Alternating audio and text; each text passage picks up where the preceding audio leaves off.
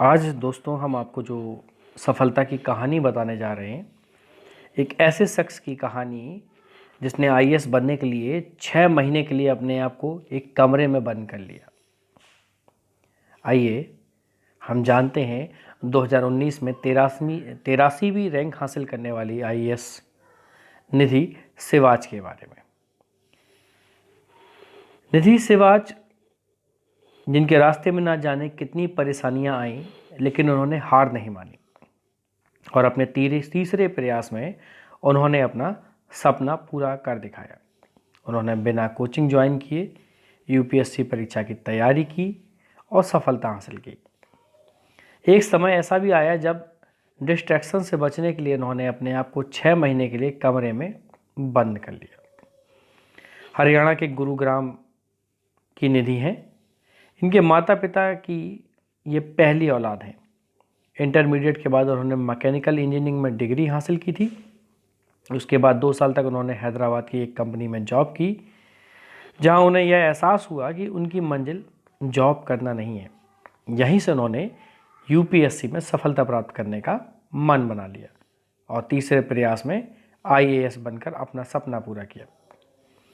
2 साल काम करने के बाद निधि ने कभी सिविल सर्विसेज के बारे में नहीं सोचा था।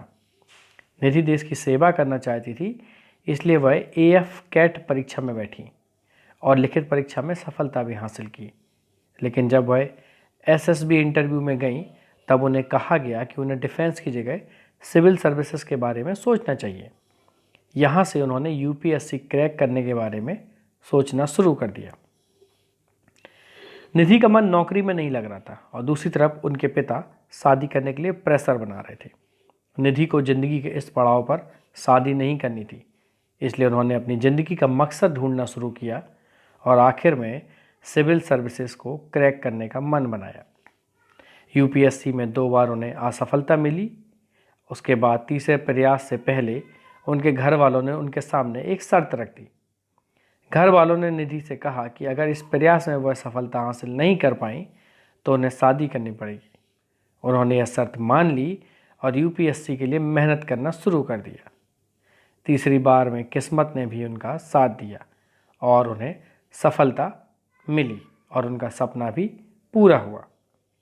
निधि ने खुद बताया कि उन्होंने खुद को 6 महीने के लिए इस तीसरे अटेम्प्ट के समय पर एक कमरे में बंद कर लिया था। उनके मुताबिक घर में पढ़ना आसान नहीं होता, क्योंकि आपको खुद को परिवार द्वारा होने वाले डिस्ट्रैक्शन से बचाना पड़ता है। निधि ने पूरे तरीके से खुद को पढ़ाई में झोंक दिया था। उन्होंने किसी भी कोचिंग की मदद नहीं ली और ना ही किसी सोशल ग्रुप का हिस्सा बनी। आखिर में उनकी मेहनत रंग लाई और उन्होंने 83वीं रैंक हासिल की। तो दोस्तों, कि यूपीएससी की तैयारी करने वाले कैडेट्स को मैं यही सलाह देना चाहता हूँ कि हर बार कैंडिडेट का लक्ष्य परीक्षा में सफलता प्राप्त करना होता है, लेकिन छोटी छोटी गलतियाँ हमारी राह का रोड़ा बन जाती है।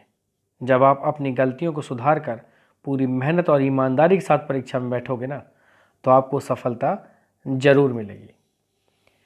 यूपीएससी परीक्षा के दौरान आपको कई बार असफलता प्राप्त होगी, मगर उससे निराश होने की जगह उससे सीख लेने की ज़रूरत होती है। यही सीख बहुत इम्पॉर्टेंट होती है। कई बार ये कई लोगों को समय रहते उपलब्ध नहीं हो पाती है। इसलिए दोस्तों, मैं ये कोशिश कर रहा हूँ इस प्रकार के वीडियोस के द्वारा कि वो जो गलतियाँ औरों से होती हैं, उन गलतियों को आप नहीं दोहराएं। उम्मीद करता हूँ ये वीडियो आपको पसंद आया होगा। अगर आपको पसंद आए तो लाइक और शेयर करना ना भूलें। Thank you.